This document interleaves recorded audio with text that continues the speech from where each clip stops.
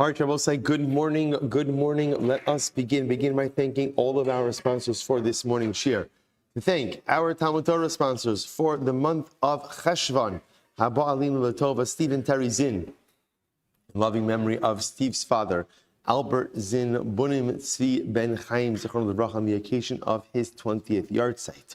Our week of learning is sponsored Rabbi Zevi Daniel, who now, Baruch Hashem, is shortly landing back home in Eretz Yisrael, but was excited to be back in person for a few days to learn with our holy Chevra. There's no Chevra like our Chevra, and in the latest honor of David Schwartz's remarkable Sima Torah, Mazel Tov.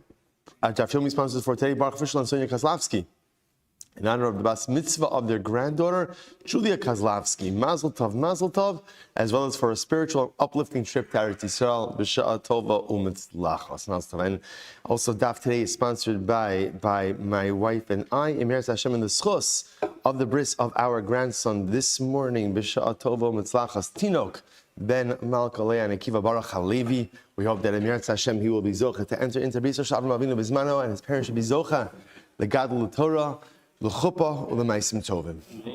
And we'll say with that, let us begin. We have a beautiful daf ahead of us. Oh, I'm sorry. And by Gershon and Rachel Levitan, thank you. So daf Yomi sponsorship in honor and celebration of our granddaughter, Ziva Gila Lillian, becoming a bas mitzvah. Mazel tov. I think we have almost all the life cycle events covered, right? You've got a bris. We need a bar mitzvah and an ofruf. So, all right, sponsorships are open. If anyone, all right, incredible. Oh, Jeremy Lanson, Baruch Haba, welcome back from your sabbatical. We hope Baruch Hashem, it was, welcome back. We missed you, Baruch Haba. Baruch Haba. It feels like it's like a little bit of like I don't know what the opposite of like kibbutz galius is. There's too many Jews from Eretz Yisrael here. Too many Jews here. Baruch Hashem, right? Halavai, we should be zocha to switch the tide in Eretz Hashem. All right, so with that, let us begin. We have a lot to do today. Today's daf is daf mem. We are picking up on Lamed Tessim Beis 39b, and we left off Uma Ro'is, 4 lines down from the top. So remember, we're really in the midst of a very riveting sugi right here. We actually began with a brisa, and the brisa quoted the pasuk of v'asa kasher asa. So the pasuk was talking about par ha'elam davar min hatzibur, and again, based on that, now remember, par ha'elam davar min hatzibur is what we call a chatas pnimi, which means that the sacrificial service, is done inside of the Beis Hamikdash. So you have 7 blood applications that are sprinkled towards the kapores, 4 blood applications on the horns of the interior mizbeach, and then ultimately again a pouring out of shirayim, of leftover blood by the yesod of the outside mizbeach.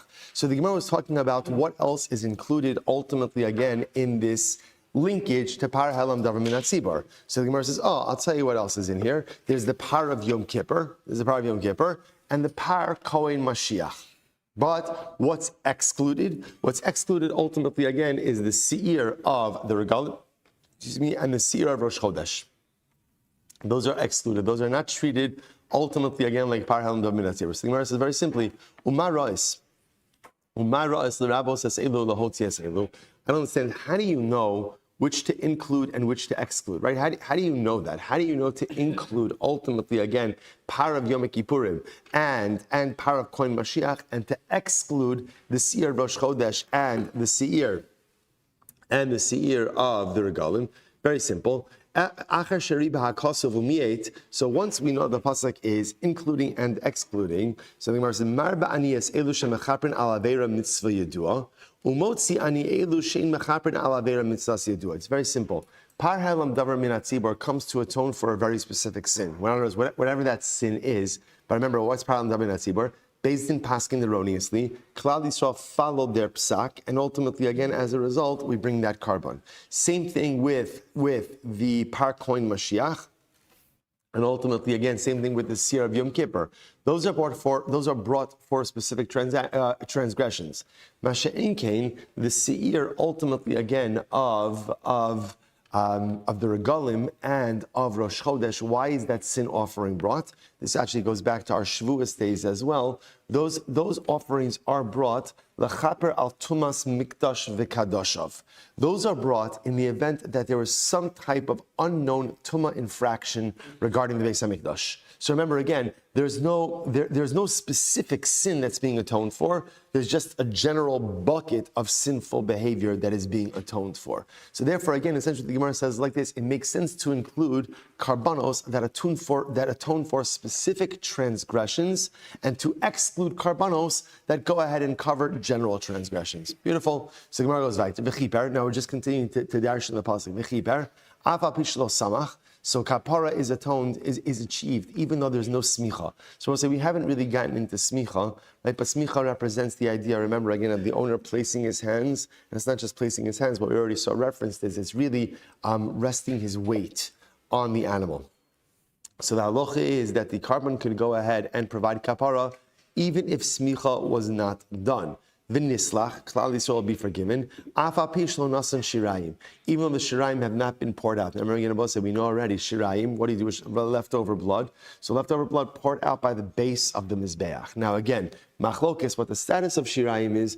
But point over here is that halacha l'maisa, the Gemara is suggesting that slicha, forgiveness, can come even though you don't have shirayim. So this is very important, because what the Gemara is highlighting over here is that there are at least two parts of the sacrificial process which, if you don't do it, you don't compromise atonement. So although you're supposed to have a smicha, if you don't have it, you're good. Although you're supposed to pour out shirayim, if you don't do it, you're still good.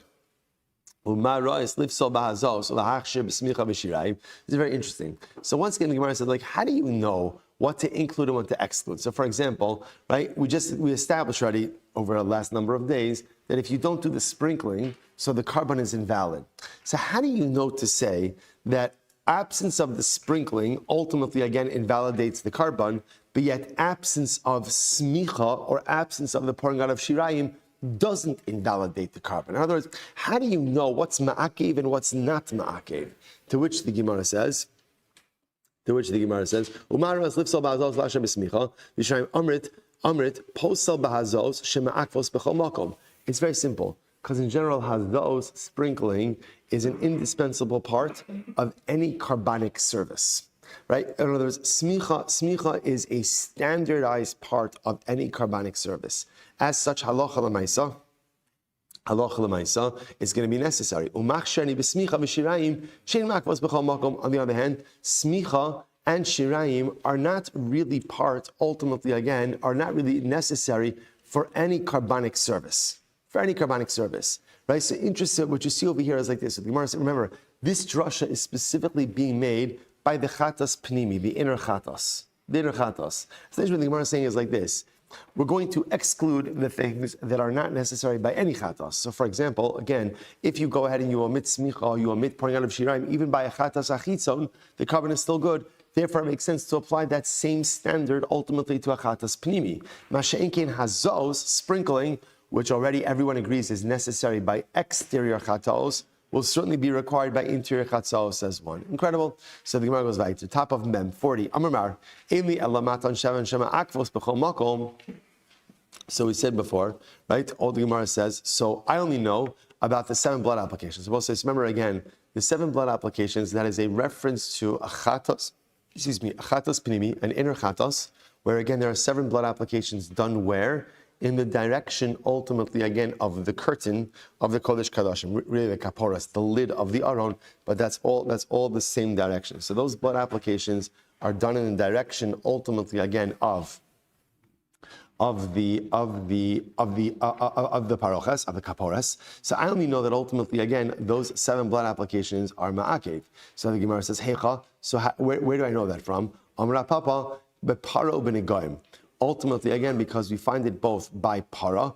Rashi says over here, v'hiza al nochach pnei oil moed, because of chuka li'kuva. So by para aduma, ultimately, again, it says that you shall sprinkle, ultimately, again, al nochach pnei oil moed, which means in the direction of the kapores, and it says chuka, which means it's an indispensable piece. Ubenegayim, Rashi says, belug shemen shamatzora, v'hiza min hashemen be'etzba'o, uksiv zos trasamatzora. So both by para aduma, as well as by Mitzorah, we see that these sprinklings, the Torah uses the lashon ultimately again either of chukah or zos tia toras hamitzorah.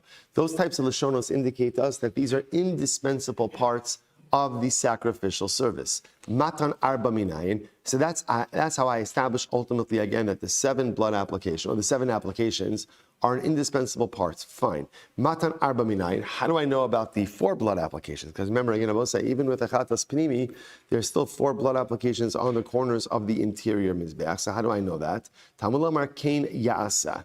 The pasuk says this is what shall be done. Okay.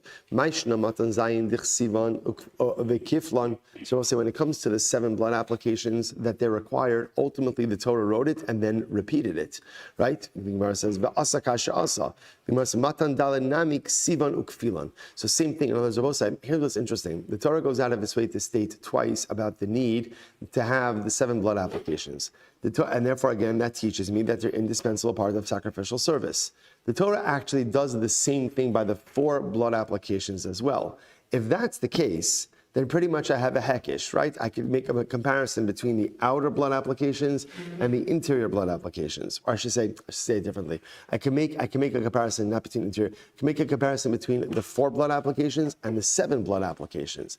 If that's the case, the Gemara says, then why do I need the pasuk of v'chenyasa? The Gemara is asking why the need for the pasuk. Rabbi Yirmiyah, the truth is, you're right. The pasuk is only required according to Rabbi Shimon. What does Rabbi Shimon say? Disanyo, lemala omer karen kronos shtayim. So we'll say lemala above is referring to the power of the Kohen Gadol. Okay, so it says lemala by the power of the Kohen Gadol. It says karen kronos shtayim. Fine. The Gemara says lemata, ultimately again by power halam davar min hatzibar. Hu omer karen kronos arba divrei Rabbi Shimon. It says Karen Kronos, right? 4 times, and these are the words of Rabbi Shimon. Okay, so what exactly does this mean? Take a look at Rashi for just a moment. Karen Kronos, Rashi says, it's actually right across in Rashi. Rashi's Karen Kronos. Midimatzi lemichtav Karen, the kasav Kronos, Havi Yishtayim. This is Rabbi Shimon Yesh Aim Lemikra.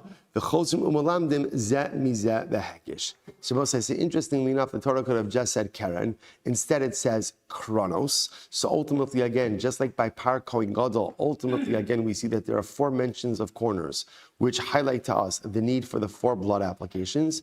It has the Karen Kronos, same idea by Par Helam Davar Min Hatzibor. So just like the 4 blood applications are needed by the Par Kohen Gadol, they're also needed by the Par Helam Davar Min Hatzibor, or vice versa. The Rabbi Shimon, Rabbi Huda says, Einot Tzarech.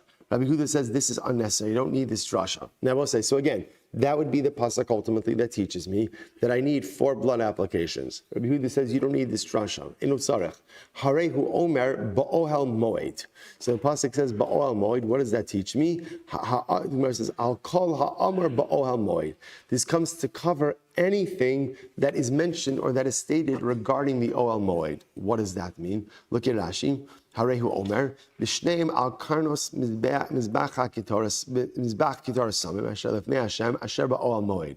V'hai ba'ohel moed yisiru. Now, both say the pasuk says that you shall apply the blood on the horns of the incense mizbech. Because remember again, both say for a chatas pnimi and inner chatas, when you're doing blood applications, that is done on the interior mizbech. The interior mizbech was the smaller golden mizbeach that was used for ketoras. It was not used for animal sacrifice. The only animal sacrificial part that was there was blood applications on those corners. Now it says you shall do this on the corners of the mizbeach and the Ohel Moed. So again, I will say, so the Maisa, like, why do you need Ohel Moed? Why do I need that phrase? So the Gemara says that's extra. What does it teach me?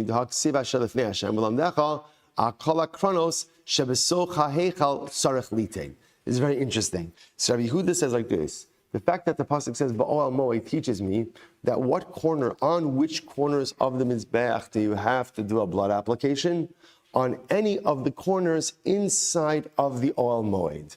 How many corners are there inside the Ohel Moed? 4, and therefore Allah Chalamaysi, you need 4 blood applications. Fascinating. Rabbi Yehuda, Ken Yaseh my Avadei. Rabbi Yehuda, what does Rabbi Yehuda do with the pasuk of Rabbi Shimon?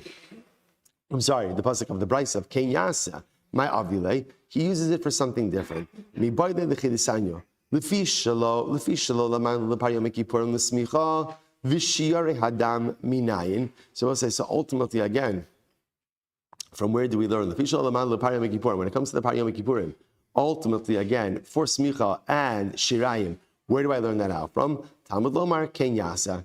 So again, there's no explicit pasuk that says that the Par Yom Kippurim requires smicha and requires shirayim, pouring out of shirayim. So where do I know that from?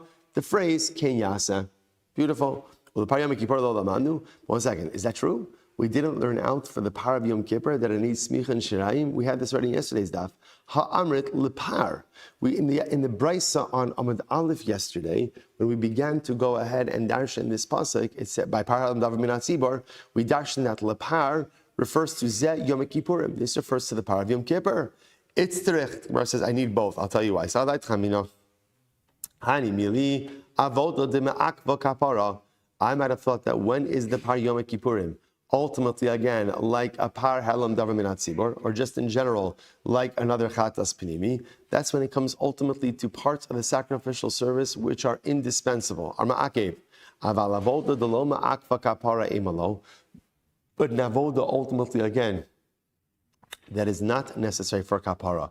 For example, right? Paradigmatic examples of that are smicha, shirayim. I might have thought that Par Yom Kippurim doesn't have those obligations. Kamash malon that it does. That it does. I, Rabbi Shimon, Hai ba'oel moed my avdi. Well, says, remember again, the good part about this is everyone is agreeing on the bottom line, which is that an inner chatas requires 4 blood applications on the 4 corners of the inner mizbeach. That's the takeaway over here. The machlokes ultimately is how we learning that. So if you remember again, so Rabbi Shimon essentially learned it out from Karen Kronos, right? So Rabbi Huda learned it out from the pasuk of Ba'oel Moed. So now the Gemara says, Rabbi Shimon, Hi Ba'oel Moed my avdi. What do you do with the pasuk of Oel Moed? Right? What do you do with Rabbi Huda's pasuk? Because you're not using it. So both say this is really fascinating. He learns it. Listen to this drasha. Ba'oel Moed mibayle shemniftecha tikra shal heichal lo hayamaza. What does this teach me? That if there was a breach in the ceiling of the Beis HaMikdash, they would not do the blood applications. Isn't that fascinating? If you look at Rashi says over here, Niftecha, Tikras aliyasa v'gago. If for some reason there was a hole in the roof of, first the Mishkan, then the Beis HaMikdash, Su lav ohelhu. In other words, the Torah says, where are the blood applications done? In the Ohel Moed. What's the definition of an Ohel Moed? A structure that has an intact roof. Therefore, if there was any breach at all in the roof, blood applications would not be done. Fascinating. Fascinating. There has to be an intact roof in order to go ahead and do the blood applications. Fascinating. I will say, there's a tremendous Musar Haskell in this also, which is that in order for Ruchnius to fully be effective, it has to be part of an organized framework. In other words, there's two truths in Yiddishkeit. Truth number one is that whatever you do, right, whatever you do in Yiddishkeit, right, is meaningful and beautiful. Person does a one-off mitzvah, right? Beautiful, holy, incredible. A one-off chesed, a one-off tzedakah. Person doesn't do daf yomi, and they decide to open up a Maseches Zevachim and learn for 15 minutes, not really understanding what it is that they're learning. Beautiful schar. It's incredible. But there's a difference between doing good things and building a comprehensive good life. What's the distinction between them? Doing good things just means like doing random good things. Building a good life requires a comprehensive, systematic plan. Where am I now? Where do I want to get to? And ultimately, again, what's the plan to advance me from point A to point B? All too often in our ruchnius, the reason we don't make the growth and the advances we want to is because we're doing a lot of good things, but lav dafka that we actually have a comprehensive plan for where we want to get ourselves. So I'm living a good life. I'm doing good things. Chosh Baruch Hu is very happy with me, but I'm not really advancing. I think, and this is important because as we mentioned, it's almost Elul, and we have to begin to think about these things, right? And one of the most frustrating things when we come to Elul is, why did I not make the advances that I wanted to make this past year? I don't understand. I'm a good guy. I'm doing good things. It's not like I'm wasting my time. So why have I not moved the needle on my life the way that I want to? And the answer is because there's a lack of a plan. It's no different, right? We give the same mashal all the time. If you pack up your car and say, all right, I'm going on vacation and everything's right, the gas tank is full, the battery is charged, right? Right, the battery is charged, right? And I'm ready to go, right? I'm ready to go, I'm great, right? Everything, the snacks, the food, the this, that, only one problem, I didn't choose a destination. So the great part is you could drive, and the drive is beautiful. You see the fall foliage, you have bonding time with your family in the car, right? All these wonderful things. Except at the end of the day, I'm not actually arriving anywhere because I don't have a destination. And in Ruchnius, it's the same thing. What's your destination? What am I working towards? What does the refined, better version of me look like? And what's the sustained plan to get there? Without that plan, you're doing good things, but lav dafka, that you're living a comprehensive good life. And I think that's the most haskell over here. In order to do the blood sprinklings, what has to happen? The roof has to be intact. If you don't have a roof of a Beis HaMikdash, then the framework is incomplete. If the framework is incomplete, you can still do a lot of really wonderful stuff, but you can't do the completing service of the avoda, right? Because the completion of the avoda is the sprinkling on the corners. So at the end of the day, if you don't have a roof, you don't have a framework, you can't actually engage in comprehensive good. You could do a lot of individual goods, episodic goods, but the comprehensive good only comes with the framework. And I will say, all kidding aside, as much as it is almost Elul, but it's also the beginning of the year. One of the most important avodas in life is not just to figure out, what am I doing for my learning? What am I doing? To sit down, what is my life plan for Tafshin Pei Vav? What's my plan? What's my plan? What do I want to do? Who do I want to be when I get to Rosh Hashanah, Tafshin Pei Zayin? What person do I want to be? And what's the plan that I need to create for myself to get from where I am to where I want to be? The Idach, where does the other opinion learn this out from? Me'asher. He darshans it from Asher. Whereas says V'idach, the other opinion, V'asher lo darsh. He doesn't darshan V'asher. Abaye says Rabbi Yehuda nami itzterich. Even according to Rabbi Yehuda, you still need these drushes. Why? Savai tchamina midi dahavir asmicha v'shiyari hadam. I'm going to thought that according to Rabbi Yehuda, I would have thought in general that maybe the 4 blood applications on the corners of the mizbeach should be like smicha and shirayim.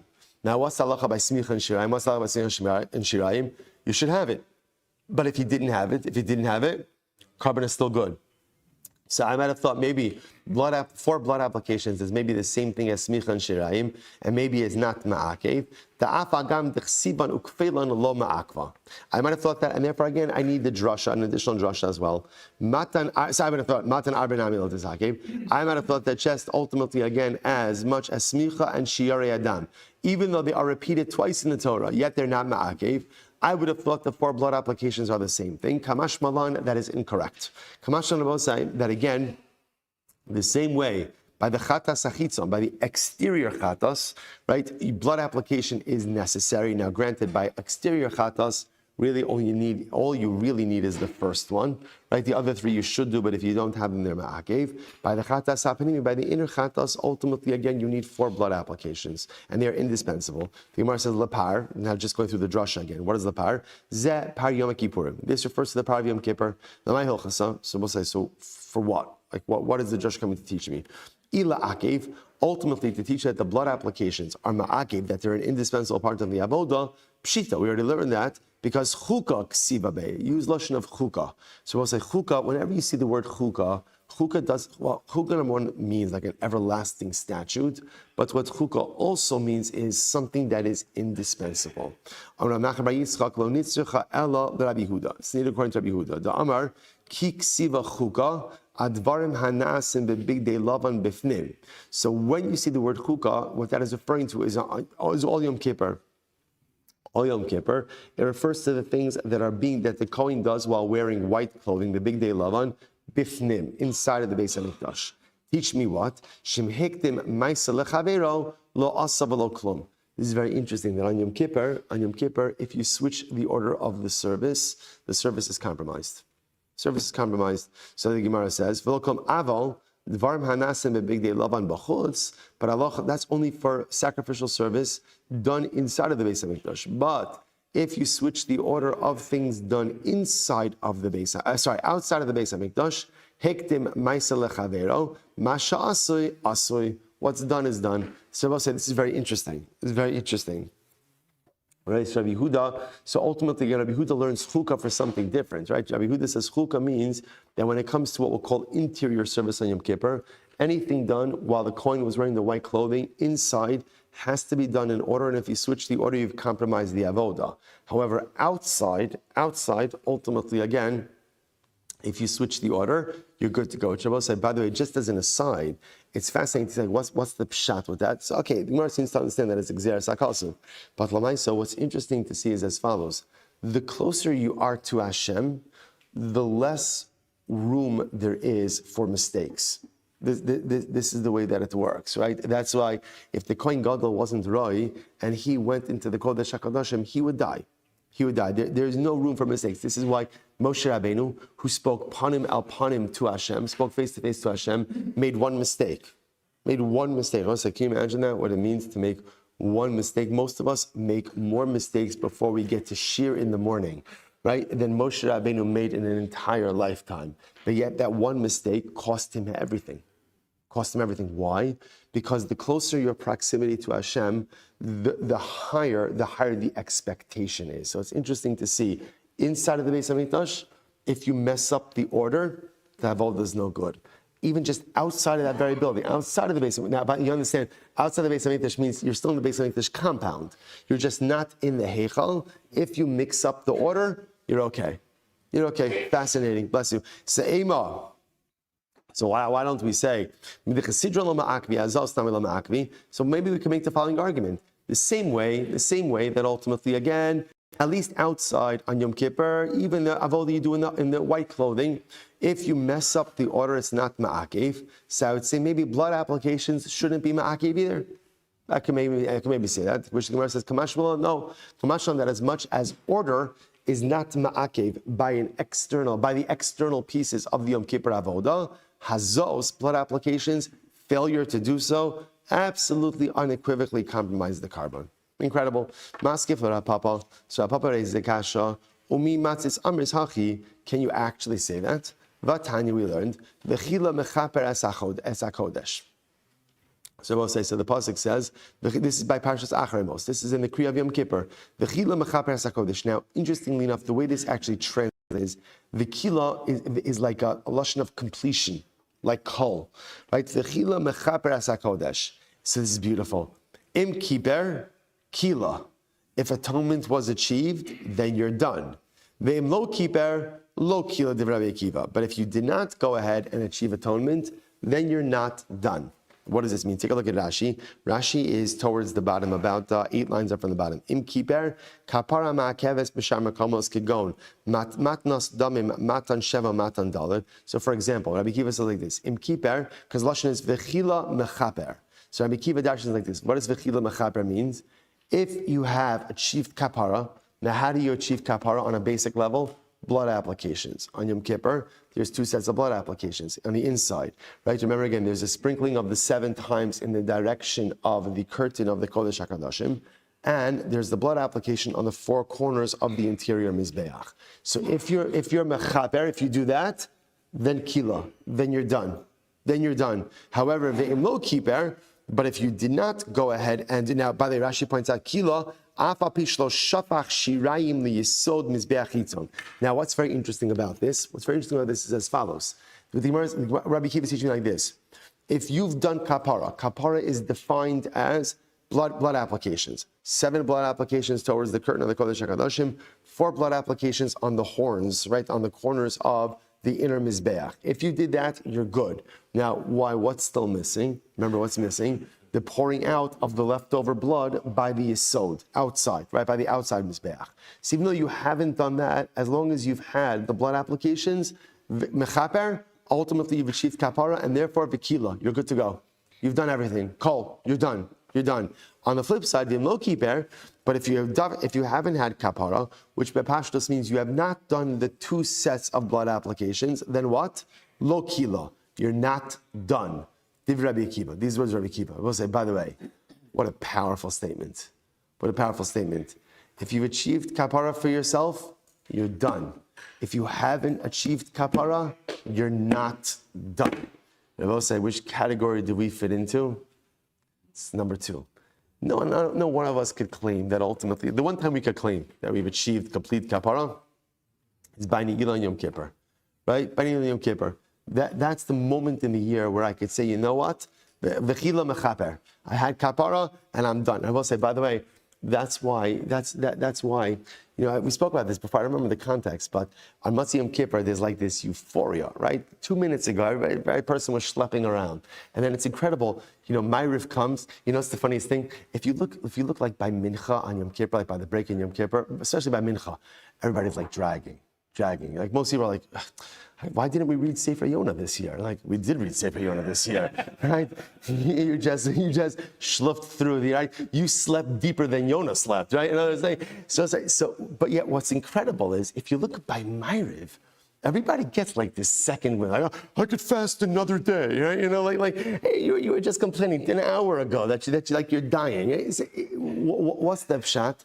Because also the neshama understands incredibly so that this is the one time in the year where I could say the chila mechaper. I don't have to do anything now. It's an incredible. We don't know how to articulate it, but that's the feeling of Matzah Yom Kippur. There's nothing for me to do right now in this moment, right? I go ahead and literally again lech achal lachmecha besimcha. Go and eat and be besimcha. You've done your avoda. You've had your kapar. Now again, it only lasts for a couple of minutes, right? Because then what's the halacha? You have to begin to build your sukkah, right? Then I got to get to work. But there is like that euphoric moment where I'm done. But outside of that very short window of Matzah Yom Kippur, we find ourselves in the state of im lo kiper, lo kila. I haven't achieved kapara. I haven't achieved the complete kapara. There are parts of me that are still undone. There are parts of me that are still in a state of disrepair. And if I recognize that I'm still in a state of disrepair, then lo kila. My work is not done, and I have no right to stop. Such a profound limud. The Rabbi Kiva. On Rabbi Yehuda. Why doesn't the Torah just say that explicitly, right? Why doesn't the Torah just say, Im kila kiper, right? If you did everything, then there's kapara. And if you didn't do everything, there's not kapara.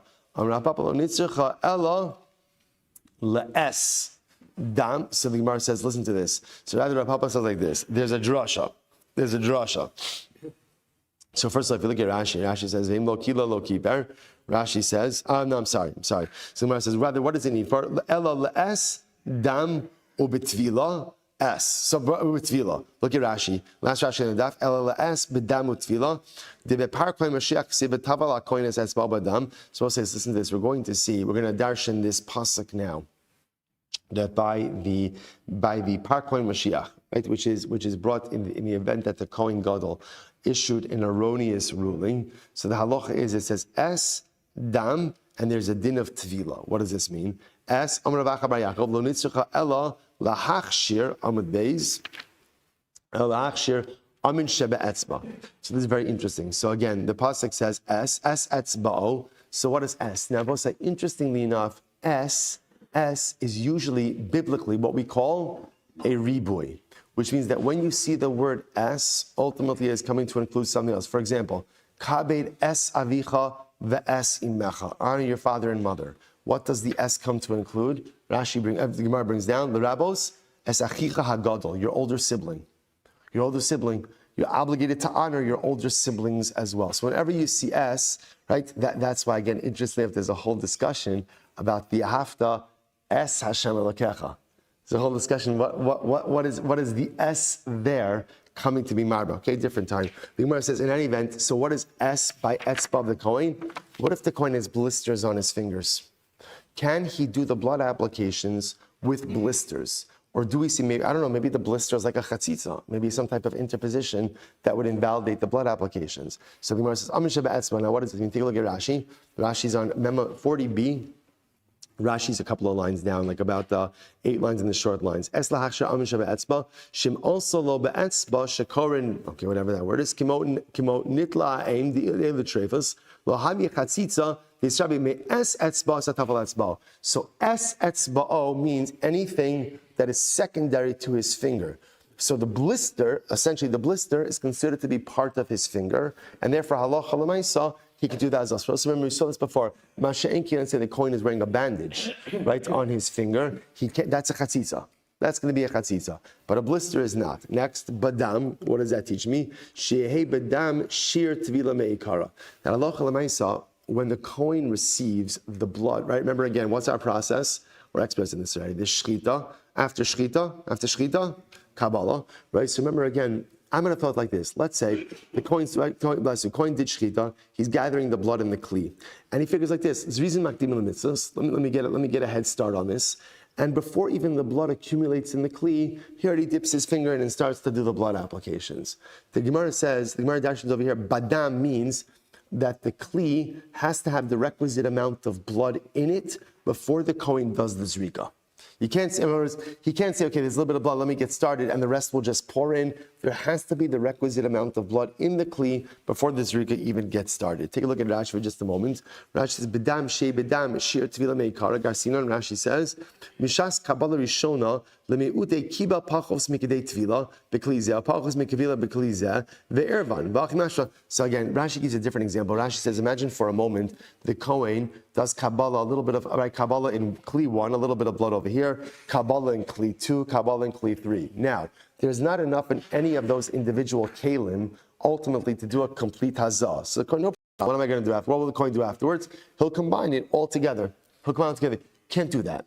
In order for there to be hazah, in order for there to be proper sprinkling, the requisite amount of blood has to be collected in the kli shares before the sprinklings begin. Incredible. Where it says v'taval. Now the pasuk says the kohen will. Taval literally means like immerse, right? He will immerse his finger in the blood. For lo misaping. This is very interesting. What does lo misaping mean? Rashi says mekanech b'dofnei kli k'shatim menachas. What does misaping mean? We're saying when the kohen wants, right? So the kohen's going to dip his finger inside of the kli shares in order to do the sprinkling. So let's say he just does like this. Let's say he runs his finger along the side of the kli, right? So he could collect blood like that. The Gemara says no. Badam, bataval means he has to put his finger into the pooled blood and not collect blood from the side of the kli. Okay, vitzrich lemichtav badam, and the Torah has to write badam. Why? Because of rachmana v'taval. Because the Torah just said v'taval. Others will say those drushes to a certain degree may appear a little bit redundant, but the Gemara says no, you need both. I'll tell you why. Because of rachmana v'taval, havamina afagav delekashir tvila meikara. So I would have thought like this. If we would have just said v'taval, right, I would have thought like this. The ikar is that the kohen can't collect the blood from the sides of the kli. He has to dip his finger into the collected, liquid of the blood.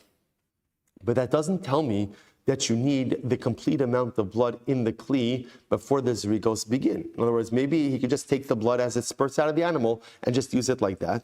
Kasav rachmana badam. Therefore, the Torah says badam. What does badam teach me? That before the zrikos start, the requisite amount of zrika blood must already be collected in the kli. Because of rachmana badam, had the Torah just said badam, hava amina afilu misape. If we just said badam, so badam I would have thought like this, that the kohen, when he immerses his finger in the kli, could even just get some blood from the side of the kli, and that would be enough. Because of rachmana, v'taval. Ultimately, the pasuk says v'taval, he has to immerse his hand, and that immersion teaches me that what? That halacha l'maaseh, he can't collect blood from the side, but rather must dip his finger in the actual pooled blood. Incredible. So mizbach kitoras samim lamali. So we'll say, so the pasuk says, just to give you the context, the pasuk is v'nasana kohen min hadam al karnos mizbach kitoras hasamim lifnei Hashem. Pasuk says that the kohen will go ahead and apply the blood on the corners of mizbach kitoras hasamim, the incense altar. Now we'll say, from the context of the pasuk, it is clear that we are talking about the inner mizbeach, right? So the inner mizbeach. Just again, we don't need it. Just right, outer mizbeach is over here. That's the big mizbeach for animal sacrifice. So inner mizbeach is right here. From the context of the pasuk, it is clear that we're talking about this inner mizbeach. Again, you can't really see the mizbeach just because it's the aerial view. But Lamaisa, why does it have to say mizbeach? Why does it have to say mizbeach kitores hasamim? Right? Literally the mizbeach of the fragrant incense. Why do you need that? Rabbi says it's fascinating. This is fascinating to teach me that halacha l'maisa, when can the mizbeach be used for blood applications? only once it's already been used for ketores, for incense. So in other words, let's say for some reason you had a new mizbeach, which could happen, which could definitely happen. You had to get a new mizbeach, and the new mizbeach was not yet used for ketores. You can't do blood applications on a mizbeach that has not had ketores done on it. Fascinating. Tanya Kavase did Papa. So there's a bright that supports Papa. Va'asa kasher asa. So he will do. So both say the pasuk is va'asa va'asa lapar kasher asa lapar achatos. So the Gemara says, "Va'asa kasher asa ma tamalomar." So what is the pasuk coming to teach me? So the Gemara says, "Lepar lerabos par Yom Kippurim." So remember again, the pasuk over here is talking about par halam davar minat tzibor. So the Gemara says, but the pasuk is obviously coming to include other things as well. So lepar, what is this coming to include? It's coming to include the par of Yom Kippur. L'kol masha amar be'in divrei Rabbi. So whatever ultimately, again, is said in the context of this pasuk, we're also going to apply to the par of Yom Kippurim. Rabbi Shmuel, Kal v'chomer. Rabbi Shmuel says it's a Kal v'chomer. What's the Kal v'chomer? Uma b'makom shelo choshva karban lekarban hishva maisim l'maisim. In a situation where, let's say again, the karbanos are not the same, which means in a situation where, let's say again, the animals used for sacrificial service are different from one another, yet the service itself is the same. Now, what does this mean? Take a look at Rashi for just a moment. Rashi's in the wide lines, about 6 lines in. Now,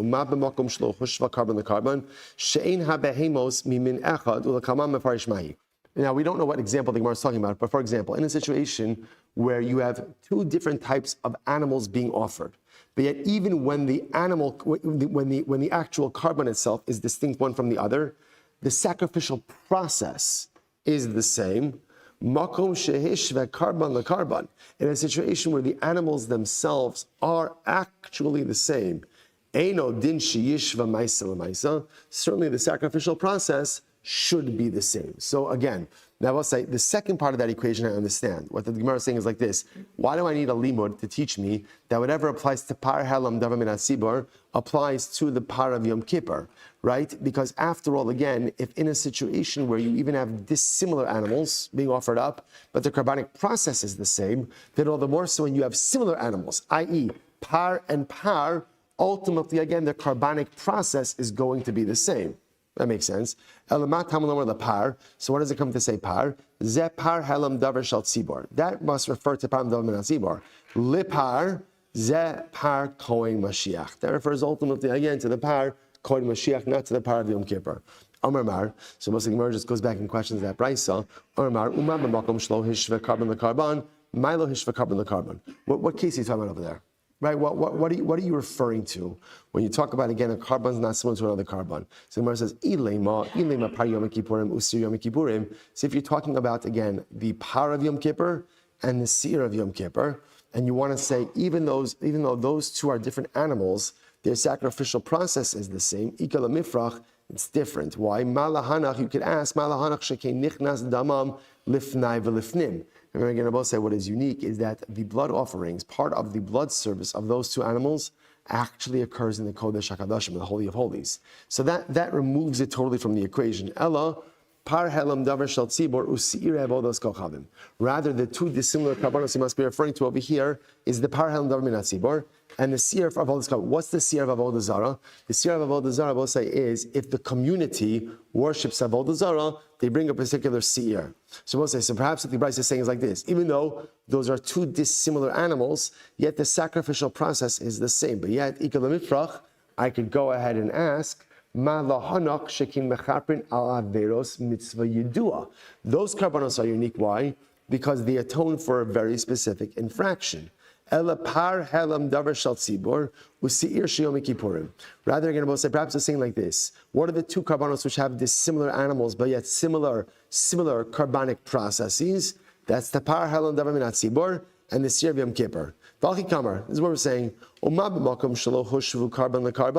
Even though in this case the animals themselves are dissimilar. Why? Because again, the par halam davar min hatzibor is a par, right? Is an ox. The high sire, and ultimately again for Yom Kippur, it's a goat. Even though they're 2 different animals, ultimately again, Salach l'maisa, They still have the same sacrificial process. So that's interesting, right? Even in a case where we have two distinct animals being offered up, yet the process for actual karbanos is the same. Makom shehush v'karban lekarban is in a situation where the animals are the same. For example, chatos of Kohen Gadol and chatos of Yom Kippurim, the high par, both are a par. Eino din top of mem aleph shehushvu maasim lemasim. Ultimately, again, certainly the halacha should be. The halacha should be that ultimately, again, their sacrificial process should be the same. Should be the same. All right, we'll say, you know what we'll do is we'll stop over here. Stop. It's a little bit in the middle of the brayso. I know there's a two dots a little bit, but it goes on a little bit of a different tangent. But Mir Hashem, we'll save this part for tomorrow. I'm just going to end off with just a quick vart on the parasha. So the pasuk says that we know that when the rain subsided, so Noach wanted to know if there was dry land. So what did he do? He opened up the window, opened up the tzar, and he sent the raven. He sent the raven out, the orev. And the Torah points to, it's actually a strange pasuk. Torah indicates that the raven circled and didn't go anywhere. So Rashi HaKadosh quotes a couple of different opinions there, and discusses what does this mean that the raven circled, right? What's the pshat? Why didn't it go anywhere? As opposed to the Yonah, as opposed to the dove, where even though again the first time the dove came back with nothing, but the dove went. Right, the dove still went and then came back, and then the second time it came back with the olive branch. But what's the pshat that the raven just circled? And Rashi says something so interesting. Rashi says that the raven was really set aside. The orev was set aside for a future mission, right? And in the times of Achav and Izebel, when ultimately again Achav and Izebel were a very wicked duo, when they would be wiping out the prophets of Hashem, so the orev was mezuman, had a shlichus. Ultimately to bring food to all of the prophets, to all of the Nevi'im who were in hiding. So essentially Rashi says that the Orev had a different shlichus. He had a different mission. So Rabbi Yitzchak Gabadishev, the Heilige Gabadishev, says in Kedushas Levi something so beautiful. He says there is a tremendous lesson in this. He says if the Orev has a shlichus, then Allah has kama v'kama, all the more so, how each of us has a sacred mission in this world as well. So the Rebbe says, what's the challenge? The challenge is we so often spend our lives looking at other people. What is this one doing? What is that one doing? And we focus on what someone else's shlichus is. And the Rebbe says that's bizbuz hazman. That's a waste of time. Because what someone else's shlichus is not my shlichus. Just like the orev, just like the raven had its own unique, distinct mission. Now Noach didn't know that, so Noach sent it out. But the Orev essentially said, this is not my mission. This is not my shlichus. I have a different shlichus. The shlichus belongs to the Yonah. And ultimately, again, says the Rebbe, it's the same thing for each of us in life. But we spend so much time trying to be like others, right? Trying to emulate others. Now, again, having role models and looking up to other people and emulating them in certain ways is beautiful, but not replicating them. We spend so much time trying to be like others when the Rebbe says the Ikar Avod in life is don't be like someone else, but rather look inward and try to figure out what your unique shlichus, what is your mission in this world. Like the Ramchal says in his introduction, the most important question a Yid could ask himself is, Ma chovaso ba'olamo. What is my obligation in this world? The Rebbe just phrased it a little bit differently. It's not to say just what my obligation is in this world, but rather, what is my shlichus in this world? What is my mission? It says the Heilige Berditchever, if the raven, right, if the orev has a shlichus, then Allah has kama v'kama, each of us has a holy mission that HaKadosh Baruch Hu is just waiting for us to accomplish. Good Shabbos. All right, Chaver on Zoom. Have a good Shabbos, everyone. Good Ner Shabbos, a good Chodesh. Life is not a Sunday afternoon.